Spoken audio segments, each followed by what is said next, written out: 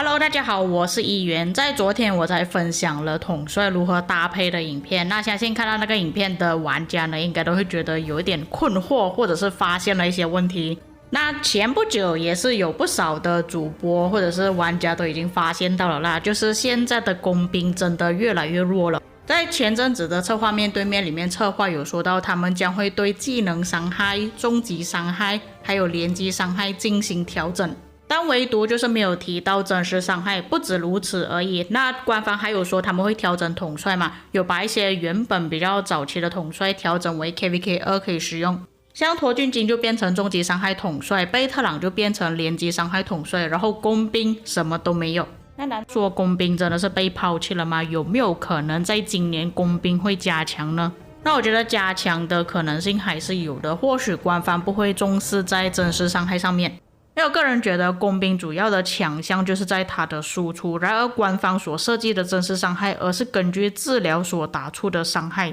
这边有一点不太合理。虽然我是可以理解策划他们特意设计这么多的治疗呢放在工兵上面，让它变成真实伤害，主要的原因就是想要让工兵在战场上的时间待得越久。但换个情况来想呢，假设说珍珠当初的设计是有圆形 AOE 5个目标，但是只有主动技能是可以打出伤害，剩下的技能都是在治疗的话，会不会比较好一点呢？所以我觉得策划他们还是会往真实伤害那边的情况去发展，因为现在统帅太多的技能都是在输出，不管是终极伤害还是连击伤害都是在输出，都是透过伤害来提升伤害，就比方说普通攻击，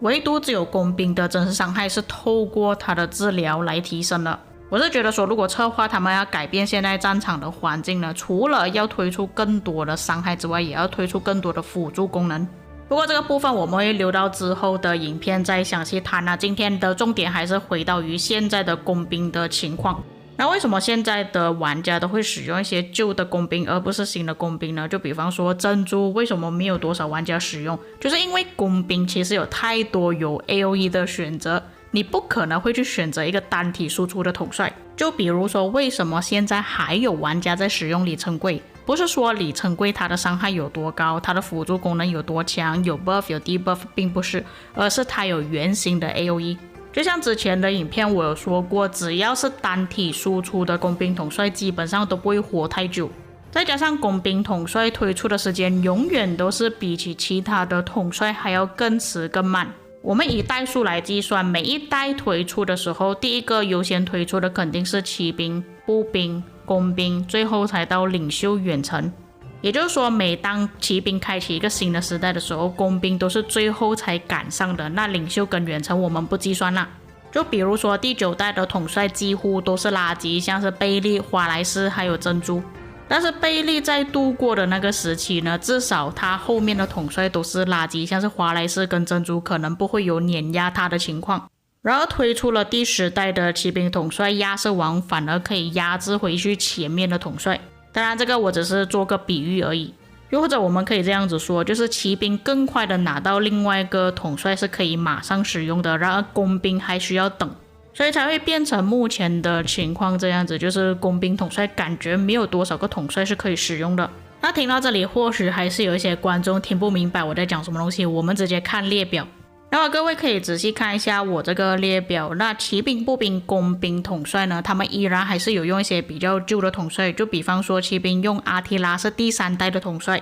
然而最尴尬的就是工兵统帅，他们依然还在使用里程柜，也就是第1代的统帅。但是你们可以注意看哦，骑兵跟步兵他们是已经融入了第10代，也就是最新的统帅在列表里面，然而工兵的搭配里面还没有加入第10代。所以这个也是为什么感觉好像工兵没有什么统帅可以搭配，也没有什么好的选择的原因。还有为什么大家都会觉得步兵已经崛起了，这个也不是没有理由。你们可以仔细看一下，除了亚历山大是比较旧的统帅第2代之外，其他的统帅都是8、9、10代，并且几乎都是终极伤害统帅。而且我这个步兵的列表算是保守了，我还没有加入西皮跟朗纳尔。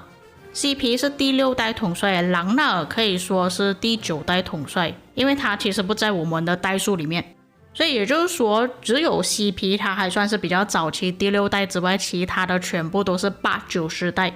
越新的统帅就意味着他的伤害越高，他的技能越好。也是可以跟到现在的版本。而且如果你是长期有战斗的玩家，应该会发现到步兵的报告总是比起工兵还有骑兵要的更好。为什么？因为现在是步兵最优秀的版本，我们大多数玩家都是在拉扯，然而步兵他们所使用的阵型就是拱形阵。那当然这个是在偃月阵还没有推出之前啦。那拱形阵主要的提升是什么？就是普通攻击伤害，也就是我们所谓的白字。就算你拉扯没有打出任何的重击伤害也好，你的白字都是打到比其他的统帅还要更高。像骑兵跟工兵，他们在早期都是用谐星阵，也就是说只要你的技能伤害没有办法打得出，你的白字永远都是比起步兵还要更少。这也是步兵为什么在现在的版本这么强的原因。然而骑兵也是要慢慢跟上这个脚步了，因为在前阵子才推出了亚瑟王，它是连击伤害，那连击伤害也可以使用拱形阵，也是普通攻击伤害提升。再加上霍去病有一个特殊的机制，就是就算你拉扯怒气断了，它进入重新一个开启的回合，它前面的提升依然还是比起其他的统帅来的更高。而且就算我们不要提到霍去病他的技能有这样子的优势，我们也要提到骑兵统帅最大的优势就是他所需要的怒气都是特别少。又或者可以再次释放技能，就比方说亚瑟、贞德或者是以前的铁木真。而且骑兵统帅的设计呢，我个人觉得他在驻防跟集结方面呢都是比较差的，然而在野战方面还算是比较 OK。反正现在不是工兵称霸的时代了，那在以前大家的操作没有这么好的时候，都会选择直接在原地打。那你停留在原地打有什么好处？第一，你的怒气不会这么容易断，你比较容易释放技能。那工兵有什么优点？就是它有 AOE， 基本上大多数的工兵统帅都是有 AOE 的，所以在早期工兵的报告会比较好，也就是这个原因。但是现在变成拉扯的环境之后，大多数的玩家都没有办法释放技能，再加上工兵有一个最致命的弱点，就是它的速度真的太慢了。那老实说，现在步兵的速度堪比骑兵了，然而工兵还是那个速度。那为什么工兵的速度不能再提升得更高呢？就是因为工兵有 AOE， 那当你一个统帅有很强大的 AOE 的时候，基本上官方就不会再给你星级速度提升了。就比方说诸葛亮跟李成桂。所以根据以上我个人的推论我觉得如果官方他们要改变现在工兵的窘境的话，就必须要从工兵的技能设计上面去下手。虽然策划在去年就是已经给出了想法，就是推出真实伤害，让工兵治疗的越多，在战场上活的时间越久，可以打出更多的伤害。但现在的情况是，你就算是治疗了，但是大多数的时间都是在被敌人打而已，你没有办法打出更多的伤害。所以我觉得这一点策划他们还是要考虑一下要怎样去设计。那工兵会不会有可能在今年会比较好一点呢？我个人还是抱比较大期望的，还是会好一点的，因为现在工兵真的是太烂了。以上就是我对于工兵现况的看法，还有为什么步兵会这么强势的原因。当然这个纯属我的角度可能还有一些比较详细的东西我没有去考虑，所以至于各位有什么看法，也可以在评论区给我知道。以上就是本期内容，我们下个影片再见。